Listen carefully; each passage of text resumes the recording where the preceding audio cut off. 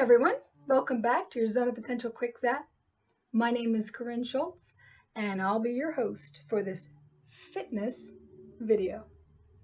I'm not going to run around and do fitness things. I'm not going to tell you how to eat diet or eat your food or anything like that. What we are going to do is we're going to talk about what reality you have when you hear the word fitness. What you see, what you hear, and how it makes you feel when you speak about fitness. And all of those reality pieces are brought from your past. Past decisions, your values and beliefs, your memories, from your environment, from the language, from your attitudes, and from your meta programs. All those things that I've been talking about in the last few months that formulate your reality for you. So that's what we'd like to do today, is make you aware, at least bring you to some level of awareness of why you're not at the fitness level that you so desire. Fitness being shape and size, fitness being the measurement of. So the measurement of the shape and size that you want, and why are you not there yet? Before we go on, a quick shout out about my website. My brother's doing an amazing job and we're almost done. Give us a couple more weeks and we will have it out made public. I'm excited because it's a lot easier to navigate and there'll be much more content with the ponderous points and all the other things that I'm going to put on there. Okay? Well, thanks, and let's move forward to creating fitness and the reality you've created for yourself when you hear fitness. For some of us, as we move through our lives, we have our memories, which has now affects our decision. The memories affect our decision on how we feel about fitness, how we are in our fitness levels. We also make excuses due to our meta programs, and that's our thoughts on how we think through it, how we process what we think about when we think about fitness, and then our environments. We make excuses about our environment, and that all comes in the language that we use and the attitude that we carry moving forward. And it all stems from our values and beliefs, because if you don't value fitness, how can you bring a belief system in behind it that will help generate action for you? So that's where we're going to go. I'm going to give you some examples of what I wanted. A few stories here and there. And then maybe some of these will spark for you on what you wanted or what you didn't get, or why you think about the way you think about fitness. So that maybe you can determine whether it's still true for you today, or you need to change that so that you could think of something better or employ something better or make your environment fit you better for what you want for your fitness. So while I was growing up, I'm going to tell you what I wanted. I wanted acceptance. And so why did I want acceptance? Well, this is way back when I was a little kid. I was the sixth of seven. So with all that chaos going around, I was like, how am I supposed to get attention and be accepted with the crew? I was left alone quite a bit, and don't get me wrong, my mother was amazing. But when I say left alone, she's tending to the other kids, and I'm safe in my bassinet, in my jumpy thing, and whatever it is, I'm doing my stuff. No, I wanted to be with the other kids. I wanted to be accepted with the other kids. But I wasn't. I was thrown in the back of the car a lot of times, back in the day when there was no seatbelts necessary, and I don't even think they existed at that point. But in any case, I wanted to be accepted, and that didn't stop there. It went through my double-digit years, so preteen years, gained some weight. I wanted to be accepted by my friends and my family. Quite frankly, I felt rejected. And then when I was going into the military, not only did I want to feel accepted, I also wanted to feel worthy. Why? because not everybody gets to be a Marine. You have to be physically fit, which means you need to take care of you so you can take care of a nation of people and its interests. So I had to be worthy to wear the eagle, globe, and anchor, which is the Marine Corps emblem. And I was very proud when I did. I felt accepted and then worthy, right? This all revolves around fitness. And then in my marriage years, I wanted to feel accepted then too, right? I was having a tough time in my marriage years. I didn't feel accepted. And this time, I mean, each time was extreme. Going to the Marine Corps was quite extreme. This dude who stood behind me and said, "Hey, you want to do bodybuilding?" I was like, "No," and then I did, right? For me, though, I mean, I wasn't out of shape, and I was in actually good shape. I went extreme because I had all this emotion. I wanted acceptance. I had worthiness of being in the Marine Corps. I had acceptance of the Marine Corps, but I wanted to be accepted by my husband or males, whatever the case may be. So I did this bodybuilding contest, won the whole show, and then I did more after that so I could continue to be accepted. Don't worry, this took a lot of time for me to figure it out, years. And then I had another marriage, right? And then that dude didn't like muscles. So I was like, all right, I went from being a bodybuilder to running marathons. Marathons, another extreme type of sport. It's because I wanted to be accepted by him and worthy by his mother because she didn't particularly care for that either. So I was like, okay, so I did. I started running marathons, and then I started breaking down. And that is life telling you. You know, that's the universe telling you, you're doing this for the wrong reasons. You're going extreme. Your fitness level is wonderful. Your wellness level is horrible. It's not fitting into the life you truly want and deserve being for service. So what is the life you want and you truly deserve, and what is right for you? And I had to reassess that, and I did. So I still take care of me, but now I take care of me less extreme and with more thought and more awareness of it's for me, for my betterness, to raise my energy, to keep my strength and my endurance high so that not only can I take care of myself, but I can also positively impact those around me and give them the quality time and quality attention that they would want. So I had to reassess that. That's my story, right? Each one of us has a story. Maybe yours was acceptance. Maybe yours was worthiness. Don't know. Here's a few more for you to think about and see what fits for you. And if it fits, then great. And if it doesn't, then okay. Next one is maybe you wanted safety.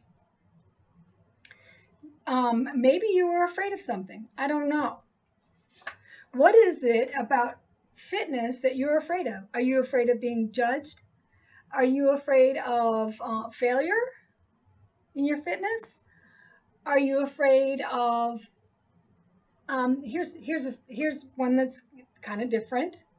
There was a lady who I had trained a long time ago, and she was in the military, and she said after the military, she's getting ready to retire, after the military, she didn't want to do this anymore. She didn't want to maintain a good fitness level. And I asked why. You know, it's kind of odd for me. She did a great job. She was doing wonderful. And she said because she didn't want her husband to be physically attracted to her. I didn't understand. She said, well, because then we would have to have sex. And I don't want to have sex with him. So that was my little secret. And y'all don't know who I'm talking about, so it's okay. But she was afraid. She was afraid of his being attracted to her physically. And no telling where that came from, but okay. Does that still fit for you now? Are you afraid because it hurts too bad? I don't know. But what is it about your fitness level? Are you afraid that if you hit that one time, you're going to have to do it again? People to meet everybody else's expectations? What are you afraid of? That keeps you safe. The next one is freedom. So what do you mean by freedom? Well, maybe you wanted your freedom because you were feeling as if you were being controlled. So I do know in the military, 3 times a week, we were mandated, at least 3 hours a week, we were mandated to work out. Some folks feel that's very controlling. Well, it is their profession. They signed up for it and whatnot, right? But regardless, it's how people feel. I felt as if I was being controlled. So now that I'm out of the service, or now that I'm retired, I'm not doing that stuff anymore. They can't control me. I live my own life. I want my freedom. Is that true for you? Another one might be, and these are all examples. So, and not mine. I didn't feel controlled. It was good for me. Some people feel that way. Some people, when they were kids, go outside and play. They didn't want to go outside and play. They wanted to be inside and watching cartoons or whatever the case may be. They were being controlled. All they wanted was freedom. Freedom to do what they wanted. Are you still being controlled? Do you still feel as if you're being controlled? And if you do feel as if you're being controlled, how do you stop that feeling to go, no, I have the freedom to be as fit as I want? To create the level, the measurement of the shape and size that I want, because I have the freedom to do so. And that could be gaining weight, losing weight, it doesn't matter, but you have the freedom. The only thing that you might be restricted by is your genetics or health issues or stuff like that. And even then, that's what they make the MD system for, the doctor system. But you have the freedom. Does this work for you anymore? Is it helping you? And how do you stop that? Well, the next one that I have, which is kind of interesting, is unselfishness. You're like, what? What do you mean by unselfishness? Well, when you take care of yourself before you take care of other people, maybe you feel selfish. Maybe there's a bit of guilt in there that if you go take care of you and you're not responding to somebody else's phone call, and these are just any phone calls. This isn't the urgent stuff. I mean, the urgent stuff, yes. Drop it and go, because you'll have already been unselfishly taking care of yourself that you can drop whatever it is and go. But do you feel guilty for not answering somebody else's demands? These are all external to you. You need to take care of you. And then what about the shame, right? Let me give you an example here, a little story. I was running right after 9/11, the tragedy of 9/11. And I mean, I was going because I had so much emotional pent-up energy that I needed to get it out. And this dude drives by and he is yelling out of his car and he's like, I can't believe you're running and this thing just happened and, this tragedy just happened and how selfish of you. And he was trying to shame me and make me feel guilty for being selfish. But I didn't. Because I know, just like I knew in the military, in the Marine Corps, if I don't take care of me, how in the world am I supposed to take care of everybody else and have energy left over? Taking care of yourself is not selfish. It's unselfish. Because when you raise your energy and you raise your strength and you raise your ability to do things physically, mentally, emotionally, then you can help people on a total different level and much more often, much more intensely. It's unselfish. So if somebody is poking at you, making you feel like crap because you're taking care of yourself, just know that that is their problem, not yours. Don't allow it to become your problem. That's that monkey on your back that you lug around with you, and that thing gets heavy. And you want to talk about breakdown? You want to talk about not have the energy to go any further? You want to talk about passing out every night? You have nothing left.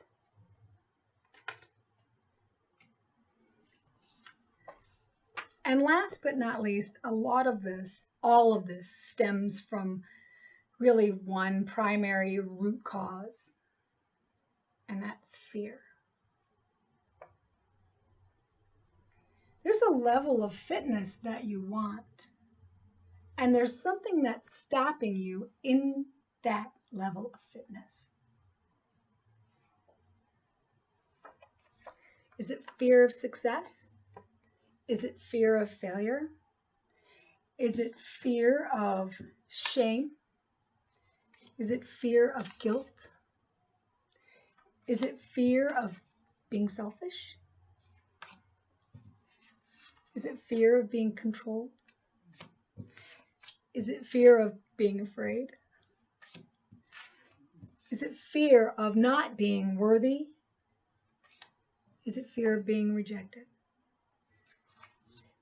What is the fear that extends to whatever it is you're feeling so that you are not able to get to this fitness level?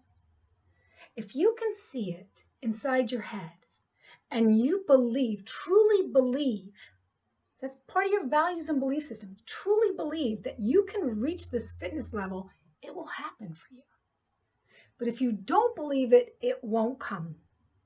If you continue to pick yourself apart and feel like crap about who you are and what you look like, you'll never achieve your true fitness goals.